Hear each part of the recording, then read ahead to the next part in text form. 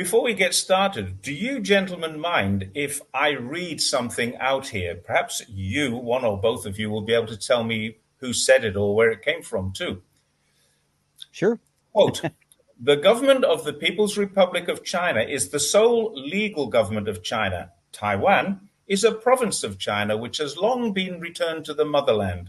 The liberation of Taiwan is China's internal affair in which no other country has the right to interfere, and all US forces and military personnel must be withdrawn from Taiwan." Do either of you know where that came from? 我来，老师，我来。Was it Nixon, sir? You're absolutely right. It was Richard Nixon who signed off on the declaration. It was an agreement about the first one China policy, which came out of their meeting in Shanghai. That was Richard Nixon's words. Well, very interesting indeed. But most importantly, very well put, Mr. Nixon. Yes. Yeah, he sounds like he was working on behalf of the dreaded CCP when he said it. Don't make waves. Yeah. Well, today we're going to try to establish whether or not it's China or the USA that has changed its stance on the one China policy. So, Jerry, if I can first of all come to you, what do you think? Does Taiwan want independence? The simple answer to that, Ian, is that it's complicated. Most people in Taiwan do not want independence. Of course, anyone can create a survey that makes it look like they do or like they don't. But the Taiwanese people that I've all met, I mean, every single one of them is very much more about the status quo. They know that the loss of China as their major trading partner would absolutely devastate their economy, so no. And this manifested itself in the last election. Lai won the election with just over a quarter, like 27%, and his party lost power in parliament. So under no circumstances could that be described as a win for the people who seek independence, which Lai effectively does. Well, if that's the case, then why do we keep on hearing stories that sort of suggest that many or most people in Taiwan do want independence? Fernando. Well, basically it's because the US keeps telling them that they have agency as a country without actually saying it. That's the thing. The latest manifestation of this is what they call the Taiwan-US Working Level Meeting on International Organization Issues, which was recently held in Taipei late last month. The discussions were between the American Institute of Taiwan and the Taipei Economic and Cultural Representative Office in the United States with the U.S. State Department. And they focused on expanding Taiwan's participation in the United Nations system and other international fora, such as the World Health Organization and the International Civil Aviation Organization. The State Department insists, they say that they support for Taiwan's participation in international fora is in line with their one China policy. This is not about international organization issues. This is about them giving more power to a province of China. It's like China attempting to get Hawaii into the WHO or NATO or the UN. Bonkers. Yeah, no, absolutely right. And I mean, I've read that State Department policy brief as well. And I particularly like the way, as you just alluded to then, that they say in the last sentence of the policy brief, our support for Taiwan's meaningful participation in international fora is in line with our one China policy. I mean, what sort of wording's that? I mean, it's not their one China policy in the first place. It's China's. Can I ask, are there two one China policies? Well, exactly, or three or four or five. You know, more.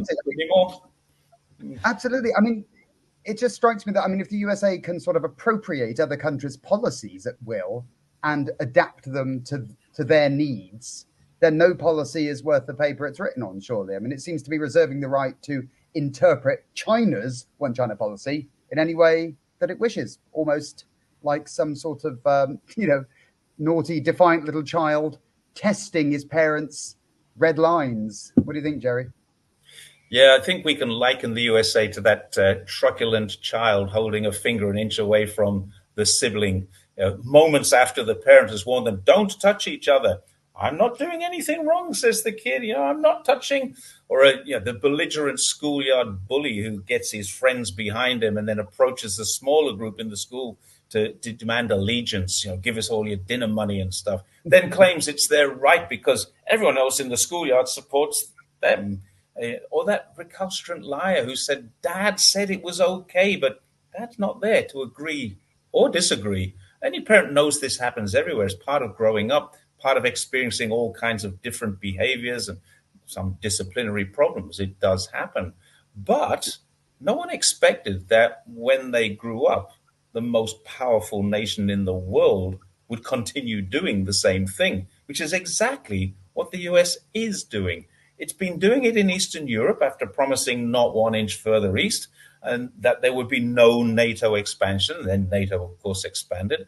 And by the way, it's also holding a meeting in just a week's time to talk about expanding NATO into the Pacific region, so it becomes nothing to do with the Atlantic anymore. That will be on the 7th to the 9th of July in Washington.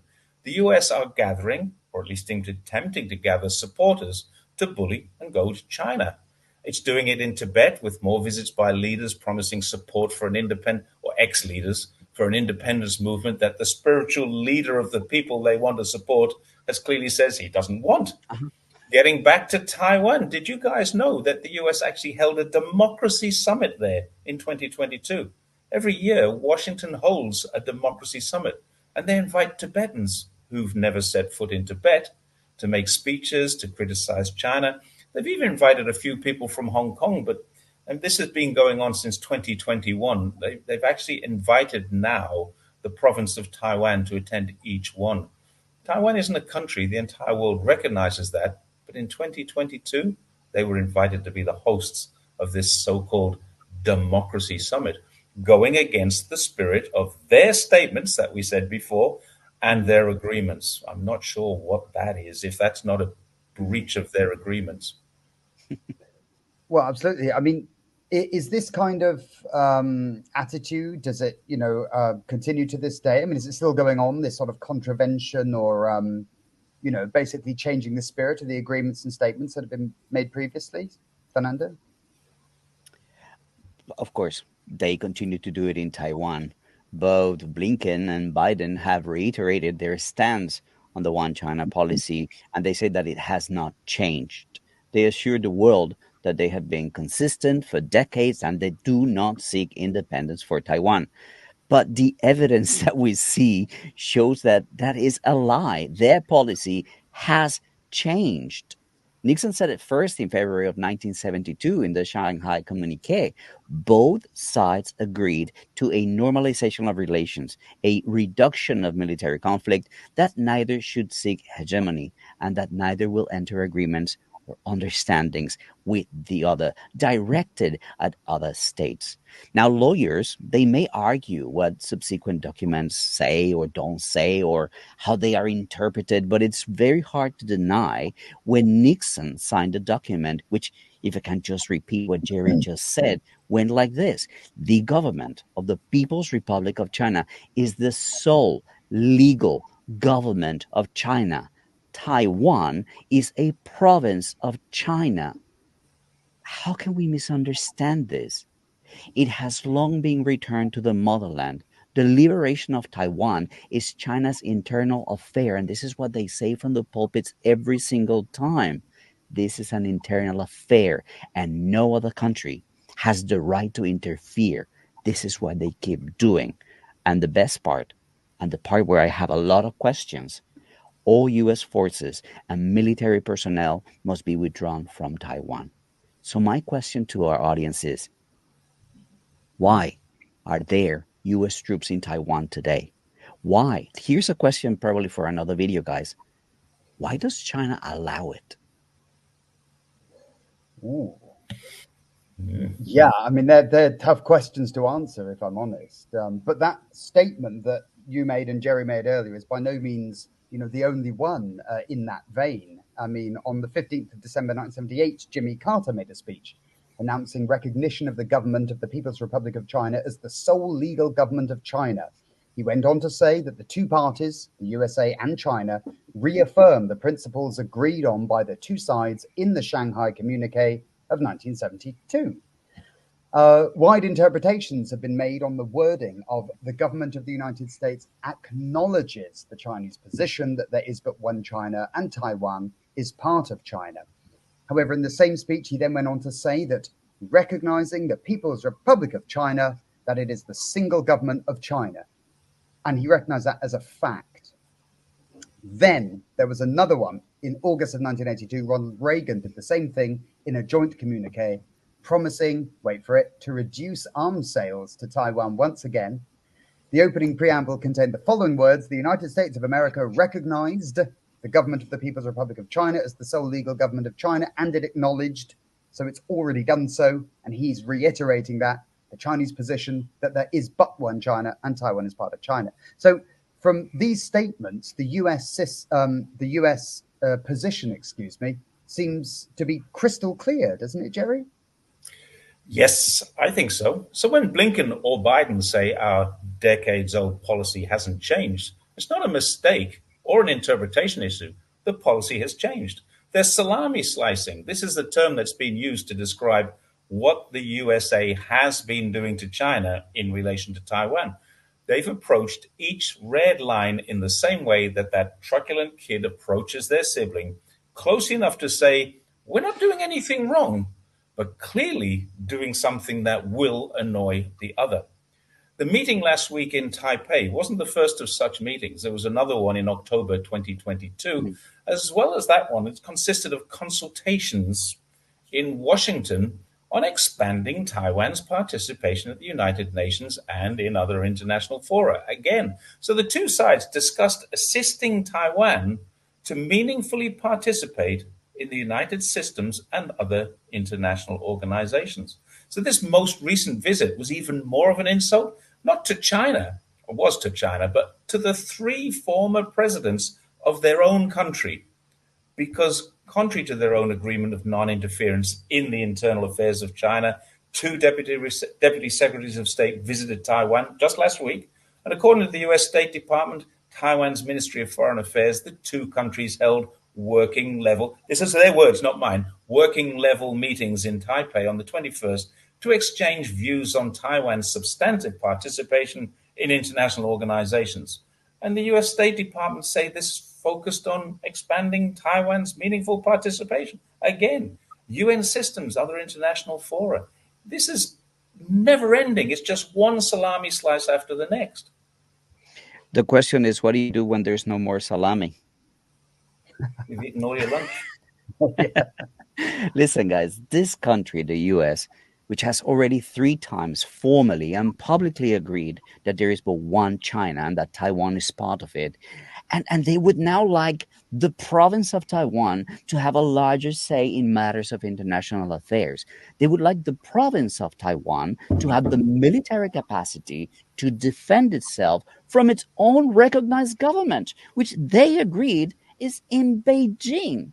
And yet they continuously assert that their policies on China have not changed. Do they think we're idiots?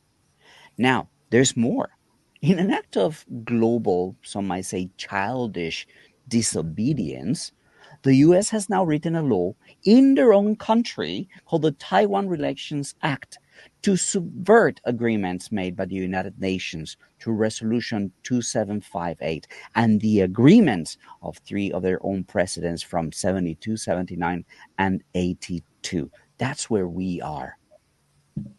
If I can just add one more thing to finish off this, the father of the KMT, the founding father of what they call the Republic of China, is actually from the hometown where I have made my adopted home, Zhongshan. He comes from here. So a lot of people don't know this.